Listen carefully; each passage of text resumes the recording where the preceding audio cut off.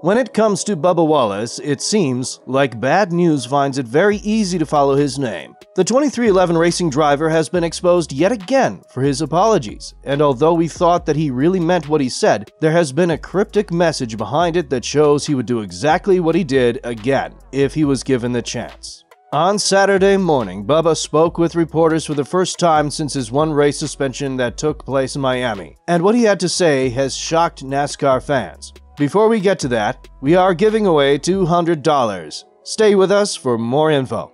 Bubba Wallace has been suspended with just a one-race ban for the incident he caused at the Las Vegas Motor Speedway, intentionally wrecking into Kyle Larson after being passed by him. His actions afterwards showcased what kind of person and driver Bubba is. And he went in to push and shove Larson for his actions and accused him of the accident when it was more than clear that Bubba overreacted to a move that is normal in NASCAR. Nevertheless, 2311 Racing's co-owner Hamlin said that he spoke with Wallace and condemned his behavior, and Bubba has issued a public apology on Twitter. He declined to hop on a Zoom call during the Miami Speedway race, which was labeled as a weak move from the Countdown to Green Prix race show with Snyder being one of the hosts. When he exposed this, Wallace received additional backlash from Kyle Petty, something that has been ongoing in the past few weeks. Still, Wallace said that he spoke with the owner of the team, Michael Jordan, and the co-owner, Denny Hamlin, who races for Joe Gibbs.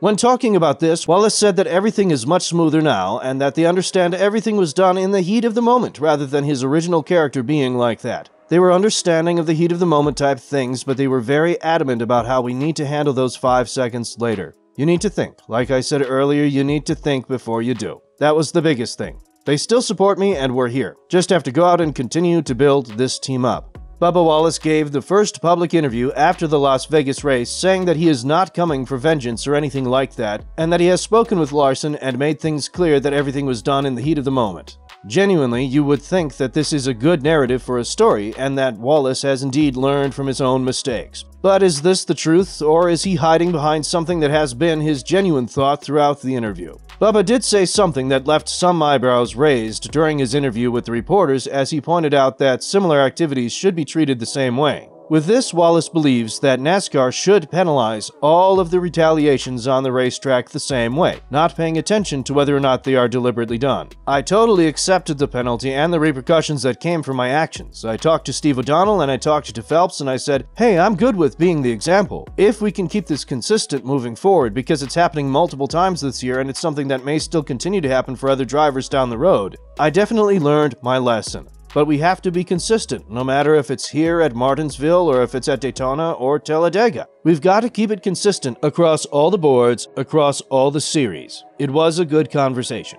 First, it's very difficult to accept that the top executives of NASCAR, O'Donnell and Phelps, accepted his statements and took his comments seriously. One of the main reasons why is that during the race, there is always at least one driver bumping into another as payback for earlier contact. However, bumping into a player and deliberately crashing him are two different scenarios, and Bubba's hopes that they will be penalized the same are truly something he needs to address in his head before he goes public with these requests. Imagine that NASCAR starts to penalize every driver with a one-race ban whenever it intentionally rubs in another car. We would be having weekends with 10 drivers at most, or even weekends in which the entire NASCAR field would be suspended and the season could be cancelled. On top of that, this has been said by a driver who is constantly at the giving end of things, not the receiving one. He thinks that any driver who retaliates under any circumstance should now be suspended, which is going to bring a bit of fascism to the NASCAR regime. Imagine this rule being called the Bubba Wallace rule. What would the irony be? Apart from this being wishful thinking from Bubba Wallace, it goes to show that the 2311 racing driver is very ignorant of his actions, and he understood literally nothing that happened throughout the race course. NASCAR, for one, knows that they can't do anything regarding this, and rest assured they won't, since they are not going to change a fundamental rule and ban every driver just because Wallace thought they should. To put things into easier perspective, imagine you are playing football and the defender touches you with his arm. Not only will you receive a foul, but the defender will be banned from playing the next game due to the fact that he touched you. That is the effectiveness of the rule that Wallace wants to introduce to the sport, and that is something that can only happen in his wildest imaginations. He should be happy that he was able to avoid a full season ban, something that Kyle Petty has continuously called upon NASCAR to do, given what kind of a driver Bubba is. When talking about his one-race suspension and about whether it's a fair penalty or not, Petty said, He should have been suspended for the rest of the year. Rest of the year. He drives for Denny Hamlin, who has been vocal about safety. His teammate, Kurt Busch, the only reason he's in the number 45 car is his teammate's career was all but ended because of an accident in this car, and that drivers have vocalized that it needs to be safer. He turns a guy in the right rear into the outside wall intentionally. Steering brake? That's laughable. Turns a guy into the outside wall, then walks across the racetrack. First, you intentionally wreck somebody. That's a suspension.